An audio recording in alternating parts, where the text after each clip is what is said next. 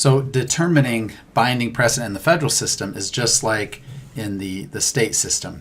So for jurisdiction, we need a map. We need to know, what jurisdiction we're in. For court hierarchy, we also need a map to know what court system we're in. And then for publication status, you just look at the top of the opinion. But for all three, you can just use the filters. So in Lexis, if we were to run our search here, the occupational qualification, that's a legal term of art, waitress and woman. We're in the fourth step of the research process, so we're going to filter this to just cases.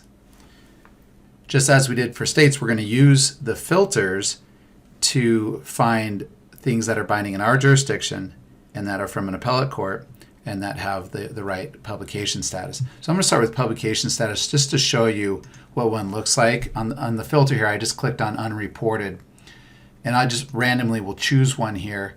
Just so you know, at the top of the caption, the top of the case, it will tell you if it's unreported or not. And you see right here how the citation looks funky here. It's not a citation to a reporter. That's one way to tell that you're looking at something that isn't published.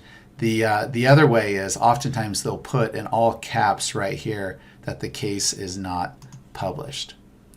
So anyway, we want published cases, so we will choose reported cases. All right, so reported. Now we're set in Oregon, so if we look at our map, Oregon is in the Ninth Circuit Court of Appeals. So then we will search for the Ninth Circuit Court of Appeals. So that's in terms of court hierarchy, that will give us published cases from the Ninth Circuit. And of course the jurisdiction here, it's the federal jurisdiction, and we're in Oregon. So we have all of our bases covered. So it looks like we have 4 cases in the Ninth Circuit Court of Appeals that address our issue. Now, of course, we could also look at the U.S. Supreme Court cases. But that's how you do it. Again, just use the filters, just like you learned for state courts. Okay, see you back in the book.